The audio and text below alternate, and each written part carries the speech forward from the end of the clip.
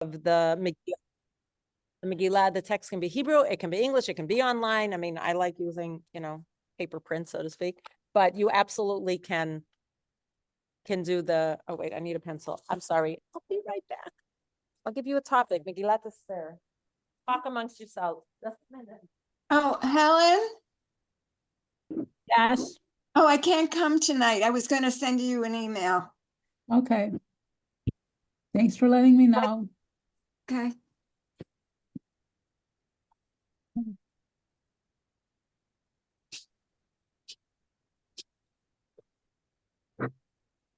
Gotta find the charger.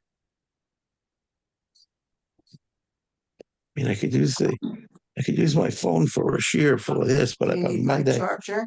huh? You need my charger? I don't know. Okay, Okay. friends. Bert, I'm going to mute you because we hear you. Everybody, you're always welcome to unmute if you have something to say or a question. As you know, I welcome comments and thoughts. But if you don't have something, that I would just suggest being on mute because it makes it easier. All right. We got up to Pasuk Vav. We did the first 6 verses of the first chapter, which is a very powerful chapter. I mean, most of them are, I guess. And we're now going to start with Pasuk Zayin, with the 7th Pasuk. And as I explained last time, we can use the pshat, the text. Everybody's always welcome to read that, to see, but the lens that we're learning it is actually a deeper lens. This is the lens of anti-Semitism and history. And I just find it amazing how our sages, the ones who wrote Midrashim on this, the Gemara, the Gra, the Vilna Gaon, those are the ones right now primarily, but many more as well, and more that will come up. Rav Eliyahu Kitov, who wrote Sefer HaToda'ah, Book of Our Heritage, an excellent book, highly recommended. He brings in a lot of midrashim, but his midrashim start from Perek Gimel, from the 3rd chapter. So we'll be bringing in all of those thoughts because it's really the way the midrash explains the text and fills in the spaces that gives us a lens of more of anti-Semitism. You don't necessarily see it from the pshat, the simple text. That's what I found. So even though I often use simple pshat, in this case, I'm actually using a lot of midrashim and the Gemara. And everybody is, again, welcome to bring your own thoughts. Many beautiful thoughts have been brought here already. So when we look at Pasuk Zayin, the 7th Pasuk in the 1st chapter, remember, let's just set the scene. I remember I have this graphic novel. See if I can spotlight myself. Yes. So spotlighting myself. Remember, we had this is the scene. The scene is in the temple court, very, very rich, a lot of lush and richness and tapestry and beautiful. Everything is described with gold and with silver. I just want you to notice, I kind of love it, it's a little heavy, but I kind of love it because look here, they put in the menorah because this was plunder that actually came from the Beit HaMikdash, from the temple, and that we're going to see in a minute that and we spoke about this last time. Remember, the chet was large. Remember, we mentioned that Chor, Karpas, Umadai. If we look back, I'm just reminding people in Pasuk Vav, the 6th Pasuk, where it describes fine linen and purple and rods of silver and pillars of marble and couches of gold and silver, pavements of green, white shell and onyx marble. Sounds awesome. The chet is large. Now, what is the gematria of chet? 8. And that is a hint, again, right? This is midrashic. This is not pshat. Why is it made larger? This is a hint that Achashverosh wore the 8 priestly garments because only the Kohen Gadol, the high priest, wore 8. How many did the regular priest wear? Anybody know? Not a trick question, just, okay. So the regular, the Hediot, wore 4, and the previous plunderers wore 4 because they weren't sure that, they were scared to put on all 8. But this chet is like a little reminder, perhaps, that Achashverosh felt that he was going to win, he was going to kill all the Jews or whatever, rob them of their, I don't know if it's kill specifically, it's not we'll learn about that, but that he was showing sovereignty and power over the Jews. And just showing you another picture, just a second. I think the pictures say a lot. So here's another picture from a really lovely graphic novel. Well done. So this is a picture of what the high priest used to wear and that he was wearing it. Okay. Yeah, just hold on one second. I just want to point out, we're going to speak about Vashti, and she also made a party. So there's a picture here of her having her party as well. Yes. One second. Let me turn the computer so people can hear. Toby, it's hard for people to hear. So Toby has a question. Just speak up so people can hear you. Sure. Is there any like rabbinic literature about what religion or like worldview Ahasuerus had? Ah, so interesting. What do you mean by worldview? Worldview we did speak about because we said that he had power over the whole world. I don't know if that's so interesting. Did he have a religion? And actually the word kadat, that means religion, at least in modern day. And we're going to learn about that as well. Comes up a lot. But I think that's for him. Pharaoh, if we remember, considered himself the son of God or a god. I don't know. I feel like at the time people believed in gods. Anybody, Ted, somebody who has a little more knowledge of history, maybe that's not my forte. Oh, let's another person who has good knowledge. If somebody have any knowledge about what people worshipped at that time, do you know, Ted, any chance? Oh, Hey, sorry. 1 second, Elaine, just a second. Yeah. There was if we're talking about Persia, there was what we call a Persian mythology, because we call religions that we don't believe in mythologies, but they certainly had religious beliefs. They did. They were- believed that there was a superpower. Oh, yeah. Okay. Yeah, Elaine. I really don't know. The only thing I know is Zoroastrianism is a very old religion, but Yeah. I don't know too much about it. No, that's really interesting because in Mahabharata, we learned about Zoroastrian and how they dealt with when women menstruated and they had to go to a different tent and they were considered unclean, and how that might have informed. Oh, I'm so sorry. I don't know why there were balloons. Hey. I get that. Stop doing that. I was talking about menstruating. I have no idea why balloons would come up in my Zoom. No connection that I know of. But it actually possibly informed the way people understood the halchot nida. So that's interesting that you mentioned Zoroastrian. So, okay. So I think we've established that there is some belief in God. We're not sure exactly what it is. And I will turn this back to you, Toby, and say you are so welcome to do a little bit of research. And if you, look it up. And if you can come back next week with an answer, we would be delighted. People in my class know that when they ask me a question, I don't know what to do. I usually turn it back to them. We have to be careful about what we ask, right? Exactly. But that's okay. By the way, even if you look it up and you say we couldn't find an answer, that's also an answer. I'm just, but it does, I think that questions that are, if they're important to you and you want to know the answer, I think it's important to also look for it. Okay. So you may remember that when we read the Megillah, when we learn it, and by the way, Toby is the one who last year, in honor of her two daughters who were around at that time, baby's younger than a year. And her daughter was so enamored with Megillat Esther that it inspired Toby to have a women's Megillah reading. And we had no idea if anybody would in the Bayit. We didn't know if anybody more than the 9 or 10 readers would show up. There were 55 women there. Wow. So yeah, so I give Toby the credit for jumpstarting that again. And we were just talking about, since next Shabbat is Rosh Chodesh Adar Aleph, not this one, but next one, we're going to put out that, remind women that they should, there's a lot of power and unity when, nothing against the men, but when the women come together. So especially when we are able to take front and center and we can read the Megillah. It was beautiful. I went last It year. really was beautiful. I agree. It was very, very special. We have to figure out timing because it's Saturday night, but we will figure it out. Okay. So you may remember that we sing this pasuk in the tune of Eicha and not in the tune of Megillat Esther. V'chelim mikelim shonim. People remember that? V'hashkot bichlei zahav. They gave, remember, I'm on verse 7. They gave them to drink in vessels of gold, kelim of zahav, meaning goblets of gold, although I'm not sure that that's a good thing. It might taint it, but whatever. We know silver. By the way, I had a silver Kiddush cup. I don't love silver because you have to polish it. But after a while, there was something in the silver that actually tainted the wine, and we stopped using it, and we moved to one made of, there were modern ones that are gorgeous, made of metal or glass. I'm just saying that was my experience. But, you know, they didn't have other, they had earthenware, but this was considered very, you know, highbrow. And vessels of all sorts that were different from each other, which I'm going to tell you a little midrash about that. Why do we sing it in the tune of Eicha? Does anybody know? What is Eicha? Eicha is the sad one. It's the sad Megillah that we read on Tisha B'Av, commemorating, one second, Elaine, the destruction of the temples.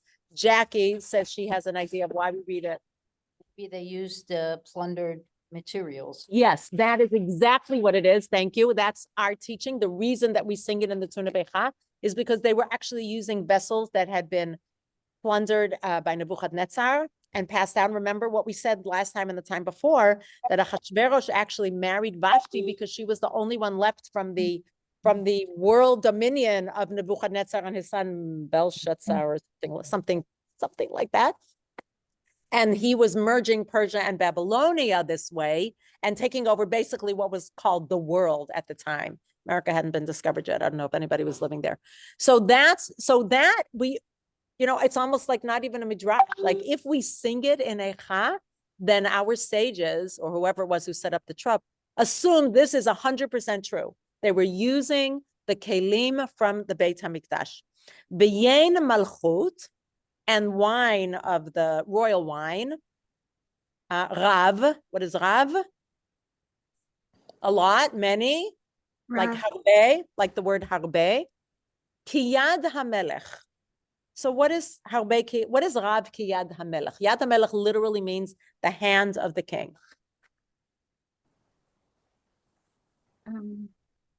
Any thoughts? I get it from my translation, it says abundance, according to Rav, according to the bounty of the king. Yeah, exactly. That's what mine says as well. So what does that mean? What? Okay. Any other thoughts before I move on? Yes. In the graphic novel version, Yeah. it says like the largesse of the king. The largesse. Yes. It's not saying like, oh, the king had a lot of wine. It's saying like the wine was commensurate with how kind of larger than life the king. Larger than life. Beautiful. So what's so interesting is that it uses Yad HaMelech, like the hands of the king. Now we're so used to these words, we don't always stop to think about it. We're used to hearing, oh wait, I need the one with the trup. That's this one. This one doesn't have trup. Thank you for reminding me. I can't get Rav Kiyad HaMelech. So thank you. Once you get one trup, I was listening to about Mitzvah Girl Lane this morning, so I got her trup in my head. But why does it say Kiyad HaMelech? Well, what does that mean according to the hand of the king? Why use that particular phrase, Kiyad HaMelech? So there are midrashim, but does anybody have a thought? Hallel, do you have a thought? Hallel's looking at me. Kiyad HaMelech. So it's okay. You don't have to have an answer to this. I didn't necessarily have an answer. I read about it. Okay. So first of all, look at how much our sages were able to take just from this pasuk by zeroing in on the words. So one of them was v'hashkot bichlei zahav, like this whole largesse, as Toby said, that he served amazing wines, but more than that, b'chelim mikelim shonim, different vessels. One interpretation is that not only was he trying to show his dominion and his largesse and his power, that there were so many glasses and goblets there that each one was different. One midrash says every time you got a new drink, you didn't just, it wasn't like when the waiter comes over and pours into your glass, throw away your goblet and get a new one. Another one, I know, right? It's like over the top. Another one said there were so many that it wasn't like, how if you don't have enough, you bring it into the kitchen, you wash it, and no, they didn't need that. Everybody had their own, no matter how many people were there. And we know that it seemed like there were many people there. Yes, Ale, we hear you. So that's one way of understanding it. One second. Yeah. So did we talk about Daniel? I don't think I mentioned it last time. Okay. So going back to when Nebuchadnezzar was ruling, remember what we said? We said that Ahasuerus married, I think it's Nebuchadnezzar's granddaughter, maybe great-granddaughter or granddaughter, I'm not sure, but that the previous rulers of the whole world, we're just calling it the whole world because it's not just 127 provinces, it was actually double that according to something we learned in the first class, that Nebuchadnezzar had done a calculation, which is so interesting to me because since when do other religions care about Jewish calculations? But it shows that either the world was smaller or they believed the Nevi'im, the prophets, or something like that, because I mean, again, it's a midrash, I get that. But if he's calculating and he's figuring, the Jews were not saved and brought back to Israel, therefore, I can take over the Jews, and he died. Then his son did it, and again had a miscalculation of that. So 1 second. Belshazzar, that's his son. Just 1 second. Yirmiyahu. Everybody remember Jeremiah? Yirmiyahu. So one of the things that he said, he had prophesied that for 70 years, Bnei Israel would be exiled. Now, remember how many years was it between the first exile of the temple and when they started building the second temple? Anybody remember? It was 70 years. Yeah. Yirmiyahu's prophecy came true. And there were some people like Ezra and Nehemiah who were able to see both, maybe a few more like that. And after that, they be redeemed. Belshazzar, who's Nebuchadnezzar's son, calculated the 70 years were up. And he somehow included the 23 years that Nebuchadnezzar ruled. I don't know. And that's why, 1 second. No, that was Belshazzar. 1 second. In Sefer Daniel, so Daniel lived at this time. Remember, there was writing on the wall. There was a hand that wrote on the wall. Okay. The hand wrote, Mene, Mene, Tekel, Uparsin. Ufarsin. Oh, Ufarsin. Thank you. I didn't actually copy the Hebrew. I copied the English. And he interprets it as Mene. God has numbered the days of your kingdom and brought it to an end. That's Mene, Mene. Tekel, you have been weighed and found wanting. And Ufarsin, your kingdom is divided and given out. Your kingdom will be taken from you and annihilated. So we see, according to our prophecy, or according to what we believe, that Yirmiyahu's prophecy came true. And Daniel's prophecy also came true. Why? Because, in fact, that same night, the whole family of Belshazzar or Nebuchadnezzar, whoever it was wiped out. And the only one left was Vashti. That's the connecting the dots of our prophets. And then Achashverosh, we spoke about that. Okay, Achashverosh made his own calculation. That's that chet. Remember the 8 garments. And he also was wrong, even though he thought he was right about the 70 years. He should have been killed. But Hashem, so here's the thing I wanted. Remember, we said we're going to notice where Hashem is in the background. If we go according to what happened to Vashti's father and grandfather, or grandfather and great-grandfather, I don't know, then if they thought they could use the priestly garments and be the Kohen Gadol and act like it, and they were killed, then what should have happened to Achashverosh? If we go according to that, Achashverosh should have followed the same trajectory and been killed. And yet he was not. So again, I just want to remind people, there's the surface story of the Megillah. We're going underneath. We're using Midrashim, we're using history, and we're using different commentaries to contextualize, to frame it in a way that highlights really some of the thoughtfulness that the Megillah was written. I mean, you could argue and say, I don't agree, and that's okay. That's the lens that I'm bringing it. But this is what's going on behind the scenes, so to speak. So this is one of, according to the Gra, the Vilna Gaon really points out all the places where God's hand is not visible, but only when we read it this way do we see it. So if we look at history and we see that the other 2 kings were killed, then we say, so the Gra says, wait a minute, well, Achashverosh should have been killed as well. For a step where you're not supposed to wear the priestly garments and act like you're the high priest. And again, as I said, anybody see Raiders of the Lost Ark, that's what happened to him when he did that. But God wanted him alive in order to have Vashti, right? If you think about it from the beginning, roll it back, that way Vashti could be, by the way, I just want to park this and as we go through to see if Vashti was killed or not. Everybody says Vashti was killed. But I want to, when we read the text, I want you to put that in the back of your mind and say, was Vashti killed? Was she banished? What actually happened to her? Do we see it from the text? So I'm just parking that for now because we haven't even met Vashti yet. But according to this interpretation, God wanted Vashti to be either banished, whatever, out, not his wife anymore. And what would that allow? Esther. Exactly. It would allow, thank you. It would allow Esther to come to the foreground and everything else would happen. Now, another way of saying it was that the Satan was allowed to dance and wreak havoc in the world. And we know that from our teachings as well, because remember what happened in Yetziat Mitzrayim, which we just read, in the Exodus. Why did the Jews have to kind of paint their doorposts with blood and go into the house? Wasn't it obvious that they shouldn't, I mean, what's the problem? God doesn't know which ones are Jews and which ones, of course God knows. But there's something about unleashing the dark power.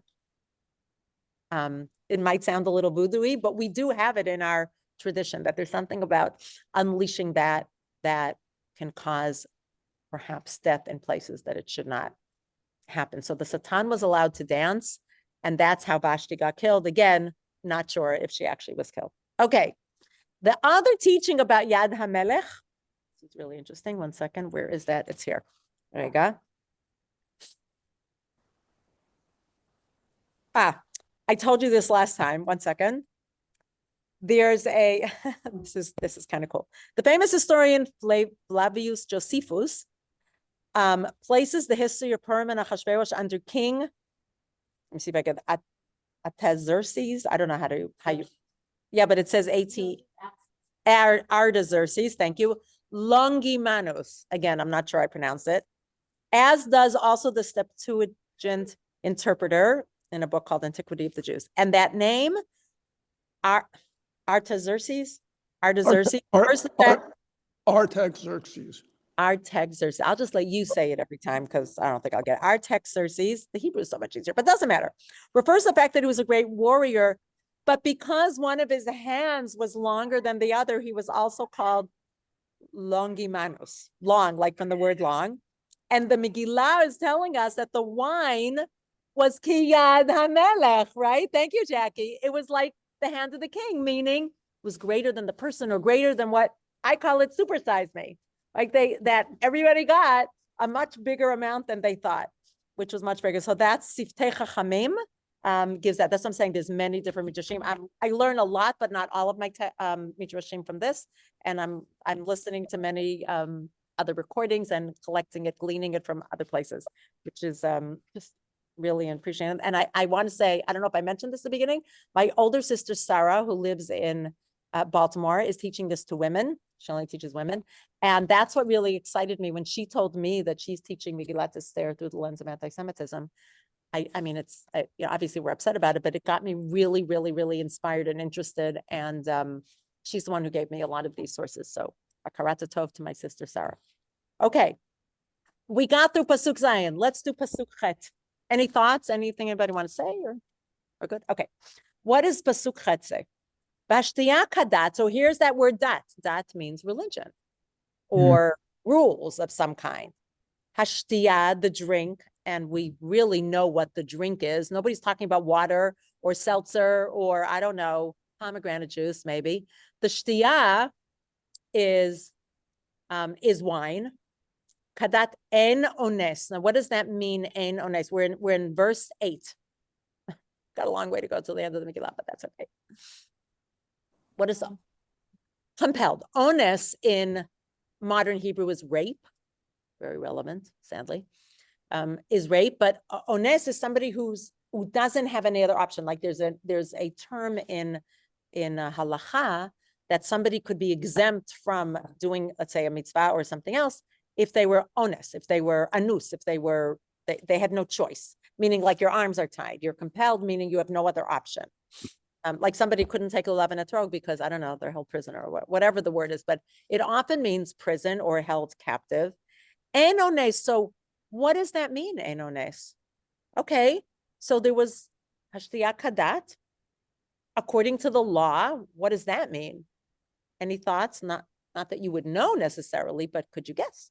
En ones. Why? Ki chen yisad hamelech al kol rav beito lasot kirtzon ish vaish. the king had commanded, he said, enjoined, commanded, okay, all the officers to do according to every man, these are probably about men, kirtzon, according to their wishes. Any thoughts about that? Okay, it turns out in Persia, there was a tradition, I'd heard about this, at festive meals that everyone is served a very, very large cup, approximately 2 quarts, and a participant had to drink it in its entirety, regardless of any consequences. I can't explain to you what that came from. I don't have any idea why that was something that was important to be part of Persian. Any idea why that would be Persian etiquette? Ted? No idea. I don't know, that maybe I read somewhere, it could be that if some people were getting drunk, they wanted to make sure that everybody was getting drunk. So that I know, no, but that's what like, that's the culture, guys. You have to be like in a place where you're willing to do outrageous things.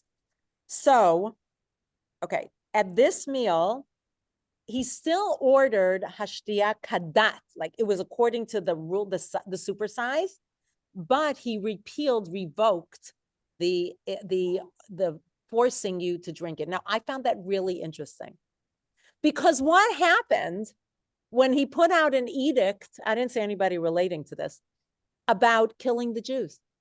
He said, I can't repeal something that went out for the king. So maybe it wasn't put out by the king. Maybe, I don't know. But it's interesting, according to this midrash, he was able to revoke it for this particular feast. And I didn't have time to look any further, but I thought it was interesting that this he was able to revoke, according to the midrash, but he told Mordechai and Esther, I can give the Jews, I can allow them to kill or to defend themselves, but I can't repeal the edict that if people here know the story, if you know the story, so then, there was an edict that Achashverosh and Haman cooked up that all the Jews could be killed. And we're going to get to that. Okay. 1 second. I just want to say, and then so just hold your question. Why do you think Achashverosh would do that? Why would Achashverosh want to repeal that you have to finish the drink? What would that give him?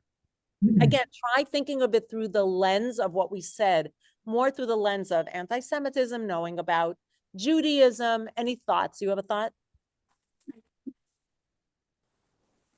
It makes behavior of people like even if they still have like let's say everyone goes and still gets drunk, it makes it like on them that Yes. each person is then Goosebumps. deciding I want to get crazy drunk. Exactly. This is a way, beautiful, couldn't have said it better.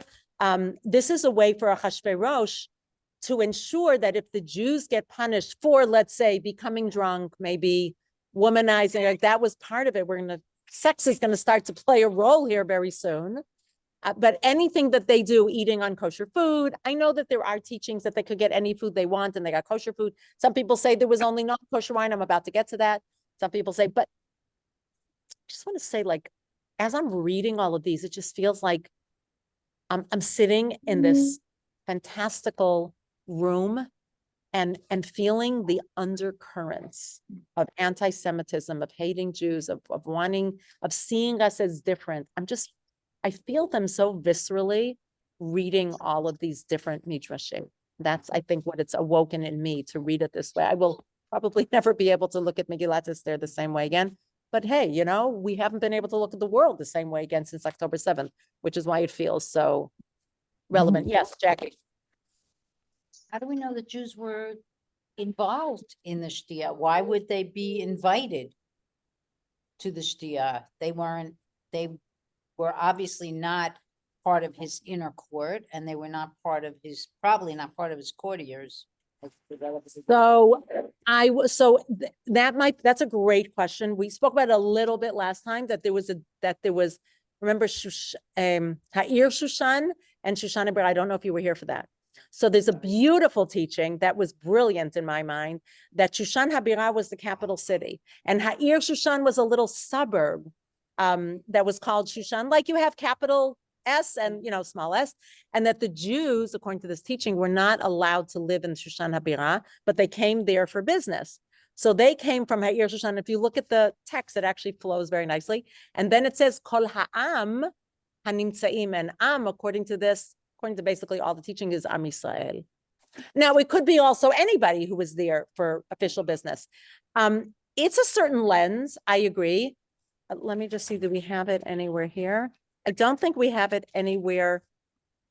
I think that's a really astute comment, and it actually highlights the midrashic reading, that the Jews are here from the first pasuk. We are around from the first pasuk, and that's why this Megillah is so important to read every year. But I agree, and I think that really shows how the midrashic reading, even before I did that, I would have taken it for granted, because I've heard midrashim that the Jews had kosher wine, that they were invited.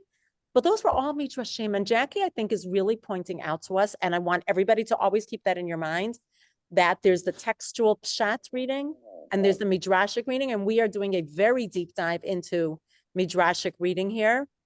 And I just wonder, like, it makes so much sense to me that Mordechai and Esther were sending a message throughout the ages, and they were putting it in code, and we are deciphering that code right now, and it feels so relevant today. So we are deciphering the code, and that, I think, more than anything else, unpacking, deciphering the code of, it'll be another good name for this, deciphering the code of anti-Semitism in the Megillah. And that would be a great way to frame it. Thank you, Jackie. So, so it's not overt, it's covert, right? And that's what Esther means. So that makes sense also. It's like the name of our hero is also teaching us that there's a whole underlayer of Esther Panim, that God is working in the background, and that the Jews were present all the time. And maybe that's why they don't have a voice. They don't have a voice in the first parak. They probably were not allowed to have a voice. I mean, again, according to this teaching, but otherwise, why are we reading it? Not otherwise. You could say it's just because we were saved. I get that. But this feels more powerful to me. Yes. I just wait 1 second, because I want people to hear you. Yeah. I wonder also if when the king isn't compelling people to drink, I wonder if it's also talking about the non-Jewish people there. Yes. That like it ultimately ends up being like a populist. Like if we look at like Parak Tet, like it ends up being a populist movement. Like everyone got involved in it. What Like does populist mean? I don't know. Oh, sure. Like I guess it ends up being like the murder of Jews ends up being something that's carried out by everyone. Like it's not that the king's soldiers go to each town and kill people. That's true. But like I think we see this in not to get political, but like we see this in like a rally that gets out of hand, right? That then the person who we all think like ran the rally or like made it happen says like, no, these people like showed up of their own volition. And like you kind of see that here. Like he's, you could almost see him saying like, I didn't get anyone drunk and murderous. Like they got drunk of their own volition. Which is very scary. Yep. Thank you. Does feel relevant. Yes, Ted. I have some problems with what we're doing. Okay. Say more. Taught, I spent my career teaching poetry. And invariably, students would say, oh, they have trouble with poetry because they can never see the hidden meanings. And my response to that was, why would somebody write a poem trying to express something and hide the meaning? That's self-defeating. Why would there be these hidden meanings in this Megillah?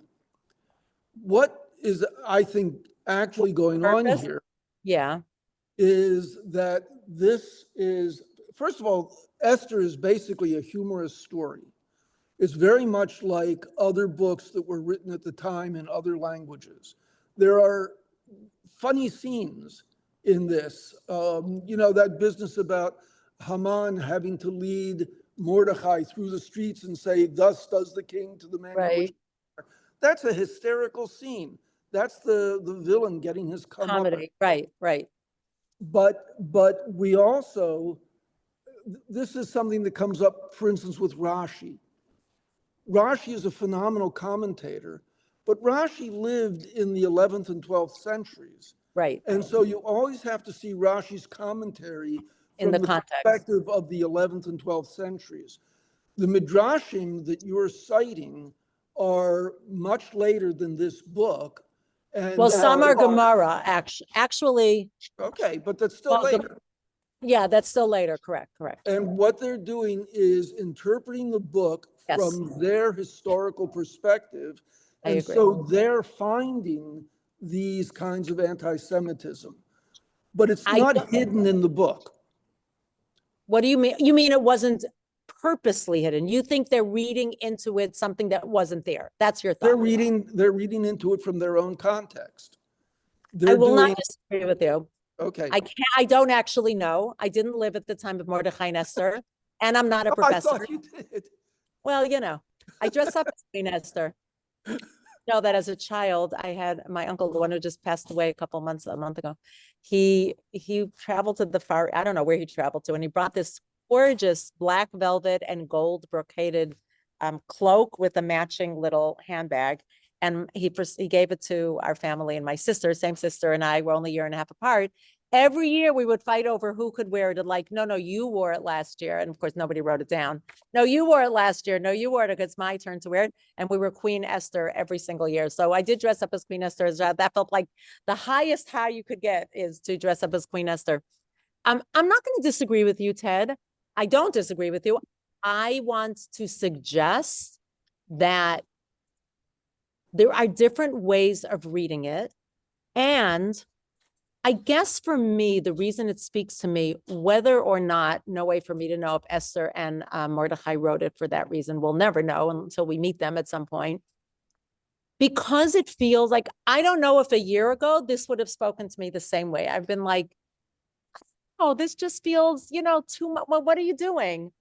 But one of the things that spoke to me is that it does feel like this historical context. I'm learning a lot of history and putting things in order. And also, often Midrashim, we've spoken about this, can be, it did happen, or it's a lesson I'm trying to teach you, or both.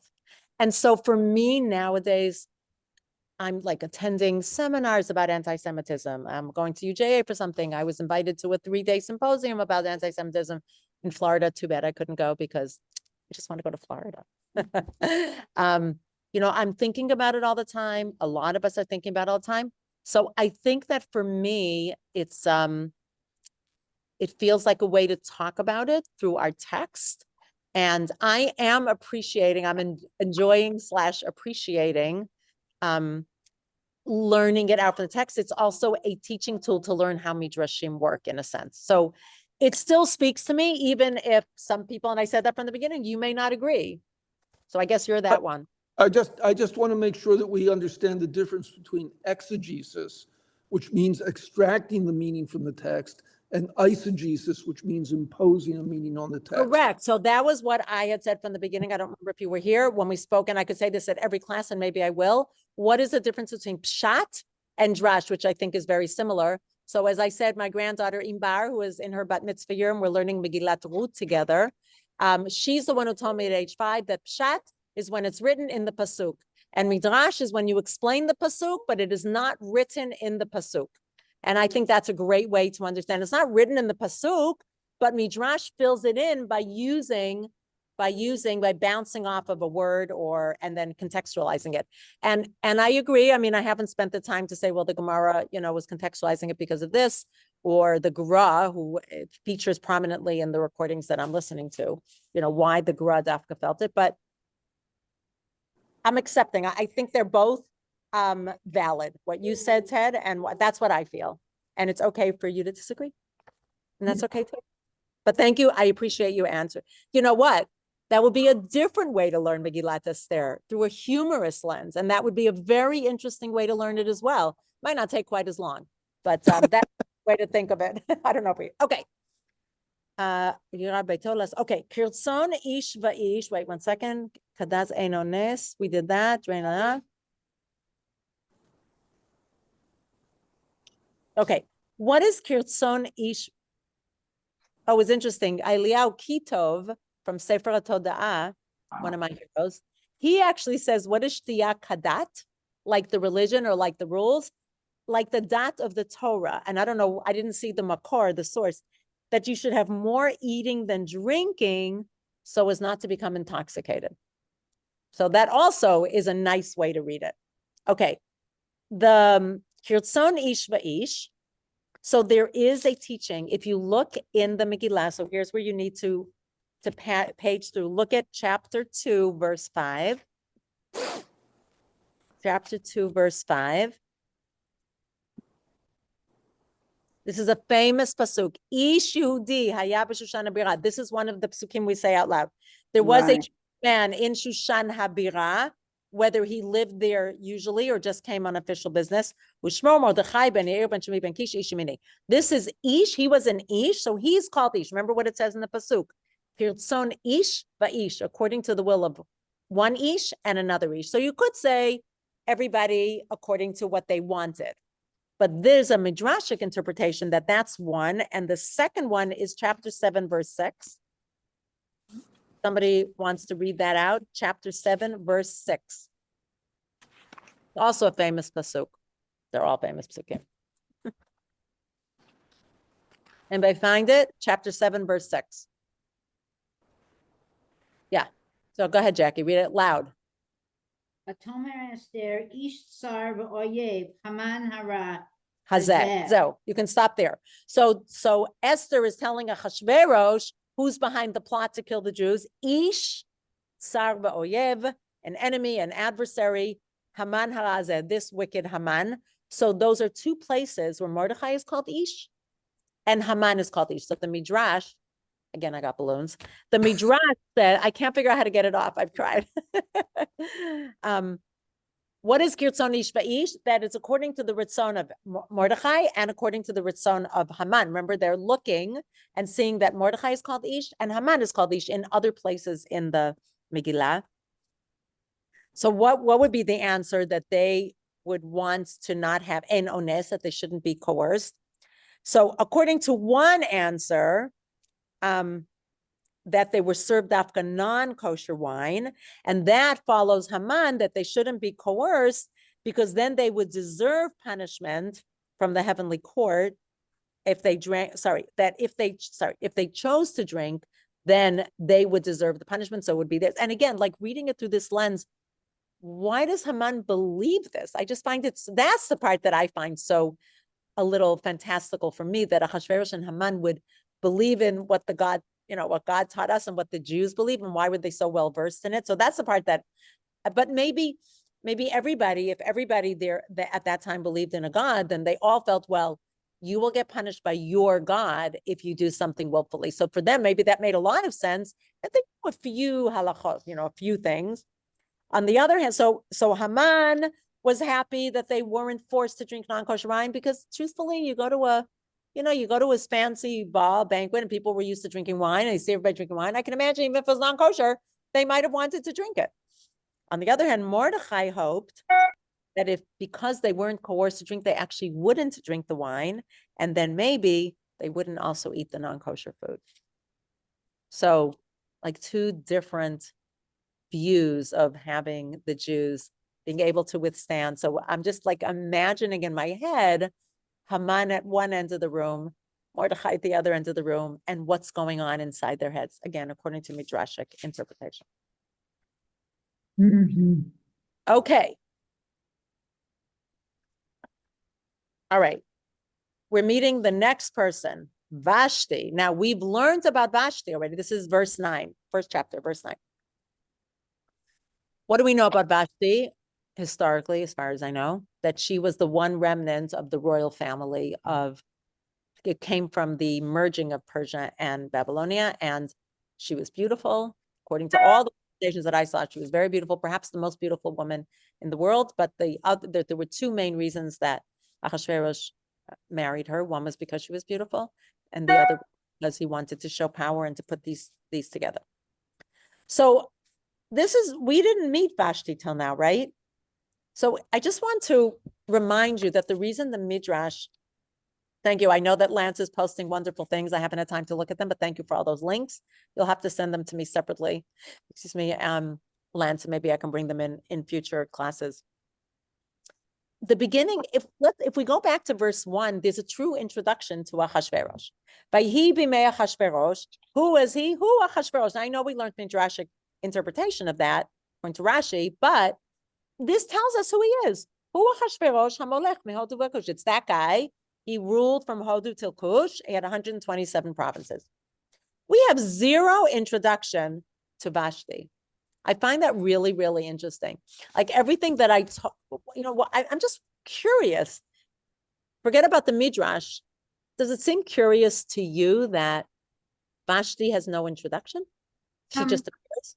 Could it be, could it be that people knew about her, that she was generally known, so there was no introduction needed? Great answer. Yep, that makes sense. Yep. Yeah, She Jackie. was the king's property. She was the king's property, so it doesn't matter. Yep. Even if she was a royal princess before. And that feels like historical. I haven't done the research. I'm quoting what I read, but that feels like it. And any other thoughts? There was a need for Esther to become queen, and so it really didn't matter who the previous queen was. It Nice. could have Jane Yep. Doe. Beautiful, beautiful. Yes, it's a great answer too. All of those terrific answers. Yes, Ruby. Well, also don't focus on background. We're going to go ahead with the story. Yep, yep. By the way, and that's a little bit what Helen said. So can I just tell you something? When the woman who taught me the ta'amim, the trup for Megillat Esther, so she taught me the basic form. This is how she taught it to me. What happened? What's next? Let's get on with the story.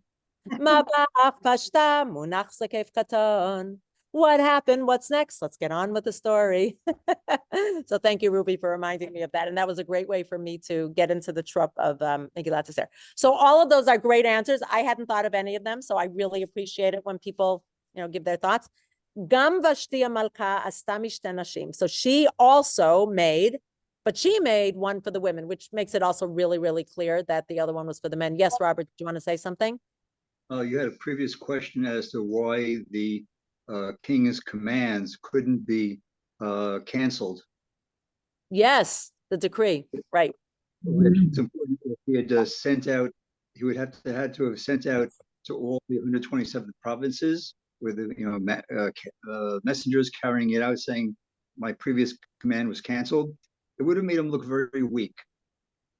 Oh, that's true. That makes a lot of sense. Yeah.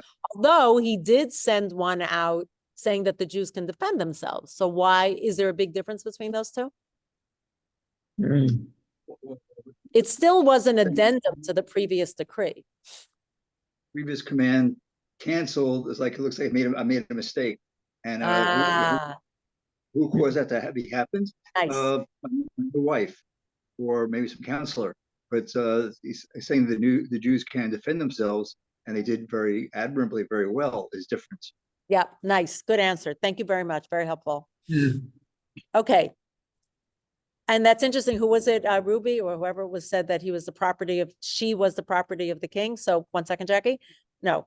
So in the pasuk, it actually says that. So well done. Beit HaMalchut asher lamelech Achashverosh. She made a feast for the women in the royal house, which belonged to King Achashverosh. That's exactly what verse 9 says, Ruby. With me? Ruby. Yeah, you got that. So actually, you're muted. So actually you could take it from the pshat, from the text itself. That's a nice interpretation of the pshat, saying it was all the kings. She's not so important, but she happened to be the queen at that time. Okay. So thank you for that. Okay, let me see if I have any notes. All right. So it's interesting. The Gemara asks the question, why, again, Ted, I'm not going to apologize each time, but there's a lot that I'm going to keep bringing that different commentaries say. The Gemara asks the question, why did she make a party?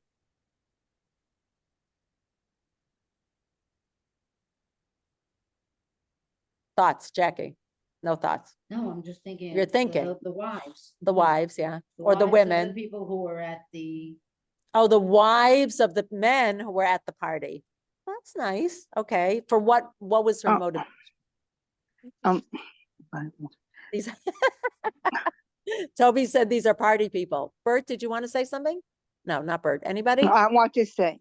Oh, hi, Felice. We see your Yeah, hi. squealing. No, I have a cold. I was going to say that maybe she wants to show she has some rights also, like equality, like a husband. She did Nice. come from royalty, and she wanted to show he made a party for the men. She wants to make one for the woman. Why can't she do it? right, beautiful. So she's showing some sort of power that she has. even Yes, on the- right. Nice, Ruby. Well, maybe people would be more willing to come to a party than say, let's meet for a conference or discussion, but hey, come on for a party. Yep. Are you thinking she wanted to gather the women around her?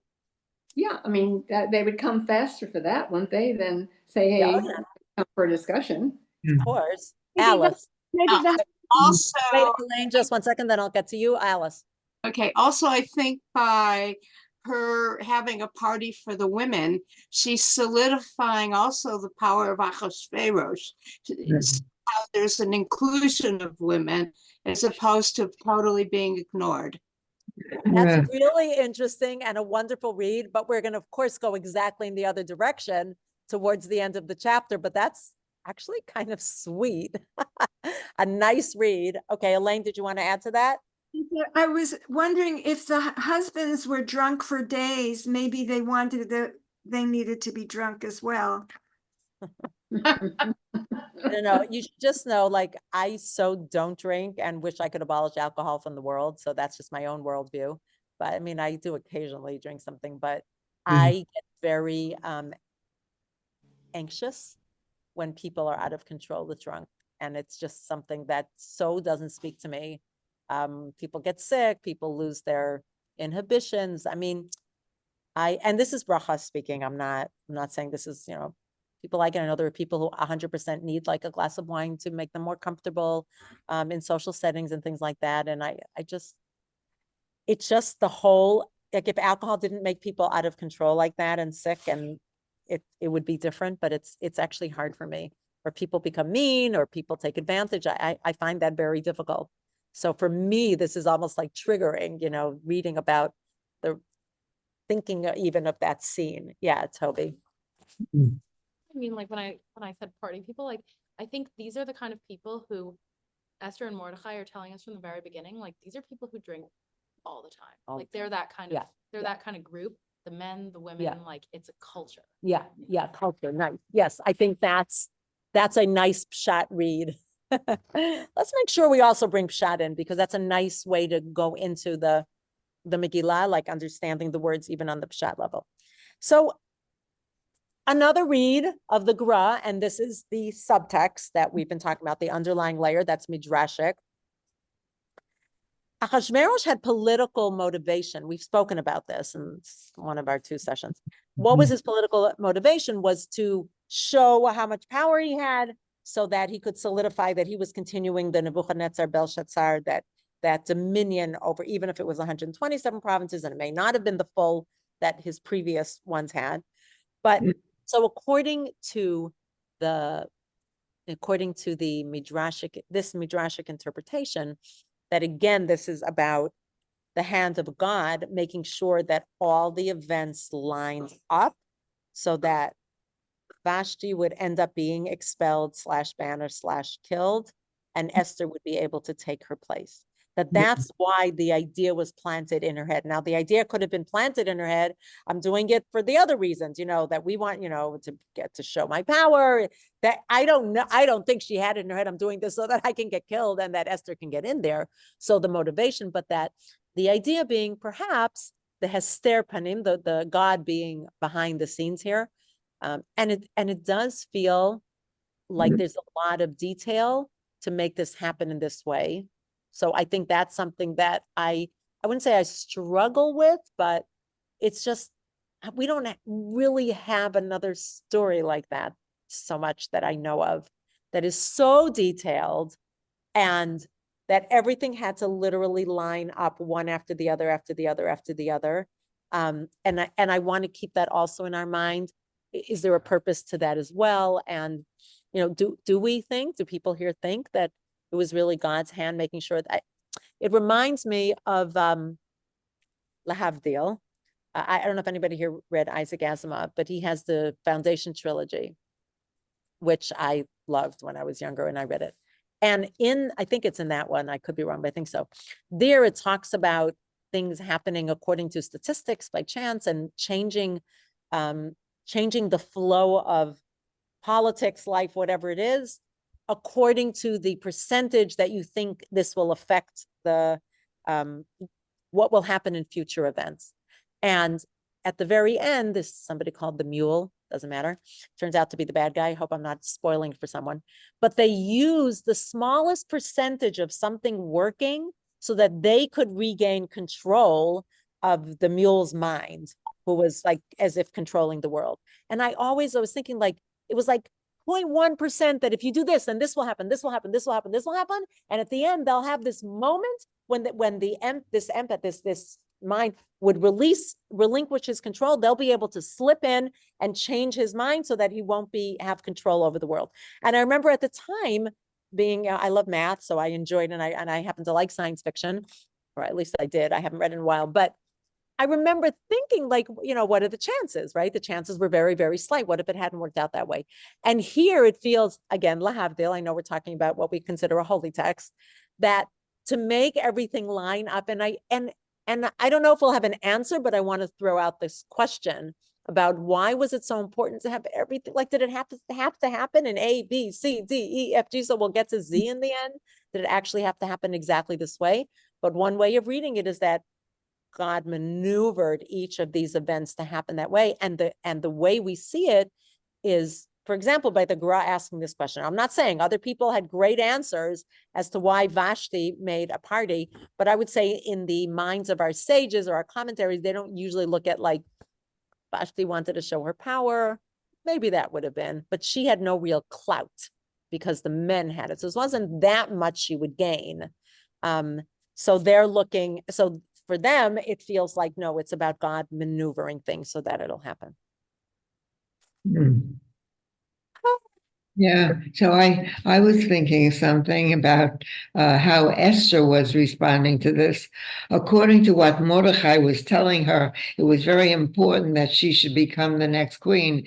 But when she saw what happened to Vashti, who was such an important person and so popular and so wealthy and everything, and she could not surpass it, how could she, Esther, who came from this small group that was being discriminated against, even though Mordecai was telling her, Hashem is wanted you to become the next one. You're going to be very strong, and she didn't feel that. She felt that she had no power at all if Vashti couldn't have the power.